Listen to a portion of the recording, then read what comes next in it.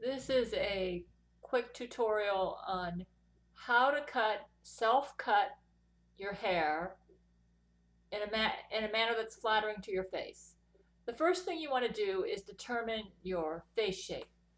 You measure your forehead across at the widest point, and for me it's 5.5 inches. You measure your cheeks at their widest point. For me, it's 6 inches. You measure your jawline at its widest point. For me, it's 5.5 inches. Then you get the length from the hairline here to your chin. That's 8 inches long. Then your width, and I believe that it's right about right where your nose falls, right here. I can't remember what they said. And it's 5.5 inches wide. I think the measurement is just underneath the nose. Yeah, right there. Okay. They have stuff online that's much better than this. Anyways, I followed something online about how to determine your face shape. Okay, because my forehead's a little bit narrower than than this part, I have a diamond face shape. Also, it's because I have a width to length ratio of 1 to 1.5, which means that approximately 1 to 1.5, which means I have basically like a diamond shaped face, almost the perfect face shape, but not quite because I kind of narrow up here. And that means I'm pretty open to just about any style, but they say if you have a diamond shaped face, you should go with the styles for the square jawline. Square jawline styles generally should not fall here, so this is too short, but I'm fixing an earlier boo-boo. And you also look good with, like if you're going to do a bob, it should be higher in the back and lower in the front. And also that tends to minimize the squareness of your jawline. And base, it should be about this long. But I'm fixing some boo-boos. Okay. Another thing that helps is take David Kibbe's Metamorphosis, his self-test. I had one in the book that I took, but that I bought through Amazon about 7 years ago. But actually, I bought the book I first took the test from a library book that I checked out of David Kibbe's Metamorphosis back in 1992, and I determined back then that I was a soft natural clothing personality.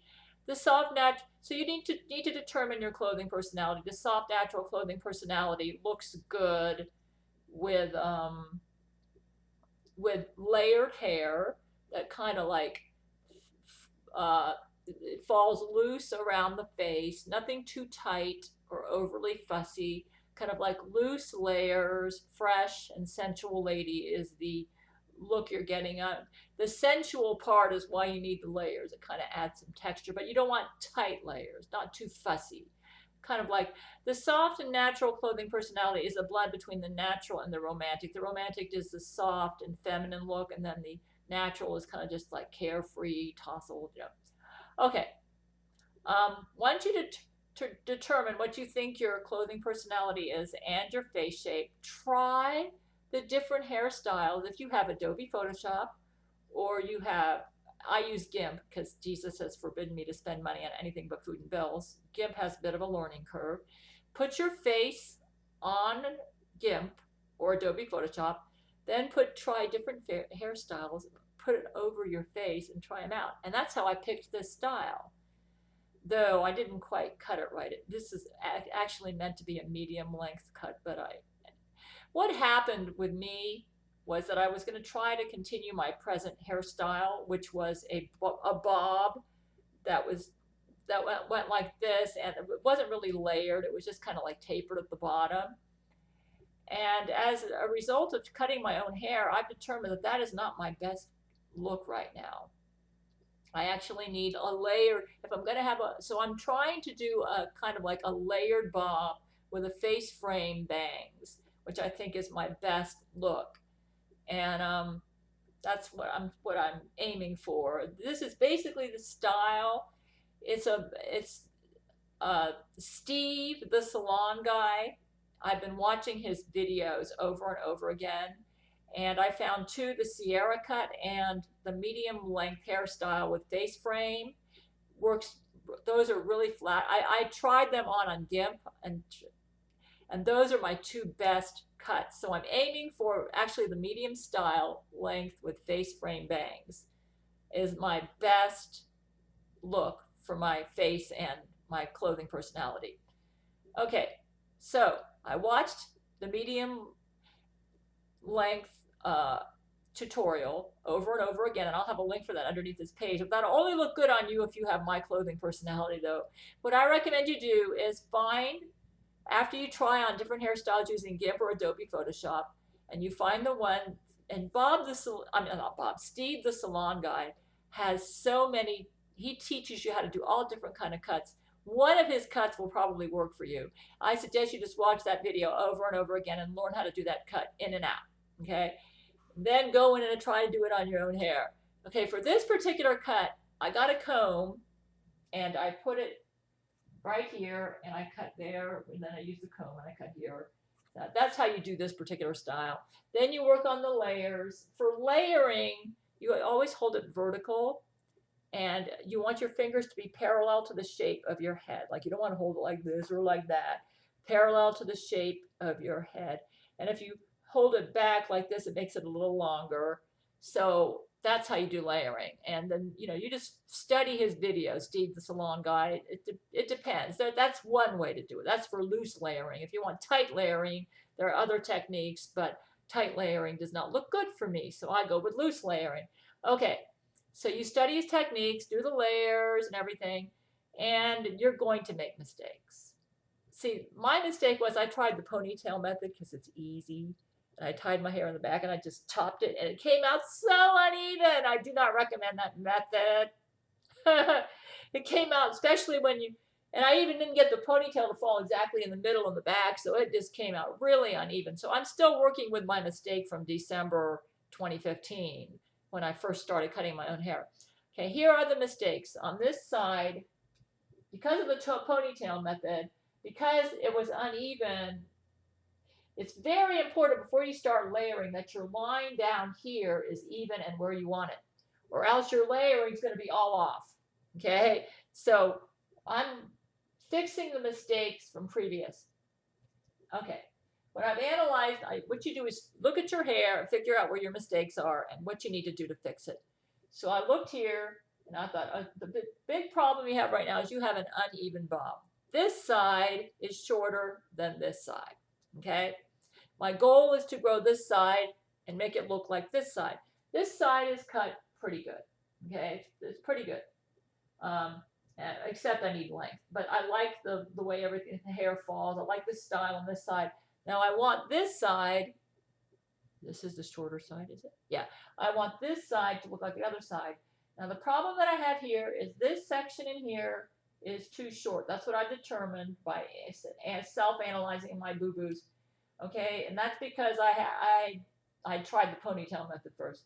My goal is to let this grow out, and in actuality, I'm kind of doing a trick here to make this workable until I grow all this out, and I made this longer. This bob actually the line actually goes like this, but if I was to cut it here, you see how funny that looks? So I let a little part in the front be a little bit longer to just kind of work with this while I'm waiting for all these layers to grow out right. I need all this to grow out. And then I'm going to try to make it even so that it falls like that, like same as this side, okay? So that's what my goal is. Actually, it's kind of fashionable to have a long here and a short there, so this is not too terribly bad, but it's not the best. So I'm going to grow this out. All right. Another thing for the bob, I've found that as the hair grows out, sometimes I have to shape the layers a little bit, and I find it looks good if it kind of like tucks like this. So sometimes I'll hold it like this and then just chip down in here just to make it tuck in. But you got to be careful. You don't want to cut too much hair, or else you're going to make the line off. So just enough to shape it, but not enough to ruin the line. It's tricky. Really tricky. Okay, especially when you're dealing with boo-boos you already made. So you got to study the hair and determine where your boo-boos are. So that's basically what I do. Even though this is not perfect. Oh, when you blow dry, you just follow Steve the Salon Guy's suggestions on how to blow dry your hair. For this particular style, you blow dry the bangs forward and kind of tuck them under. Then that way they kind of go forward. It looks nice, So here's a all around view of my present hair. Not perfect, too short. But my goal is to grow it out. Like I said, I'm trying to do the medium length haircut. I want to go down here, but I have to fix my boo-boos and because it's been growing out uneven because it was a very uneven cut, and I'm working on getting it even. So, and sometimes you'll have little stragglers sticking out, because it's hard to cut your own hair.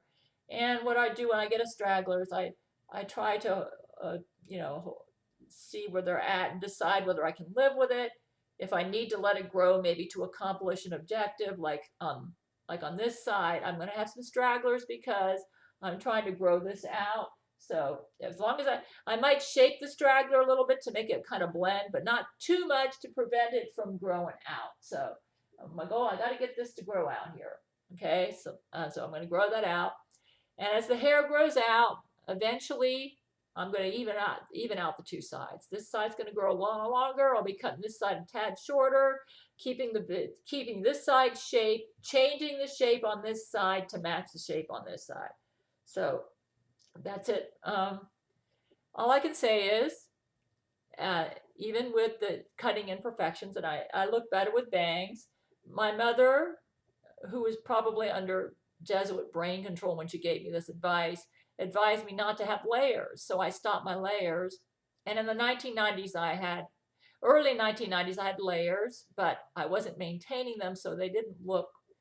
That's because I never felt like I could afford to go to a beautician once a month.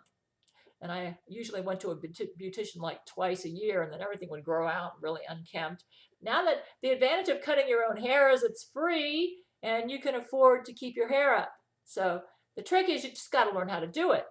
And that takes practice, and you're going to make mistakes. So basically, my bathroom floor, I vacuum every day anyway to obey the Gail commandments. So I just leave the hair there, and then at the end of the day, I vacuum it. And one of these days, I'm going to get good enough where I don't have to be messing with my hair to shape it. I'm learning more and more.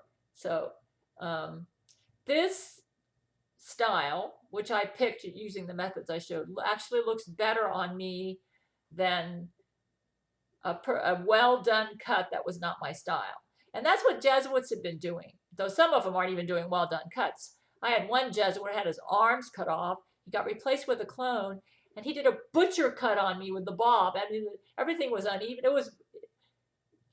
was an unflattering style. It was uneven. It looked stupid. So I went to find another beautician, and she was good the first year. And then the Jesuits, I don't know what they did.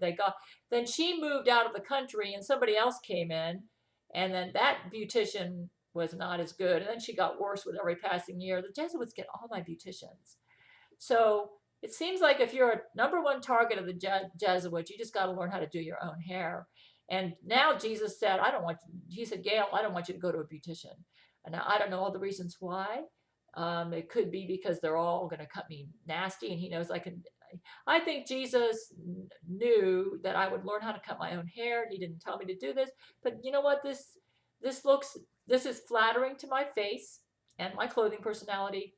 And I look better with this, even with all the mistakes, than I did with haircuts that I was getting from my beauticians in a style that was not flattering to my face, and sometimes even a butcher job. And also because I'll be able to do it more often because I'm doing it myself.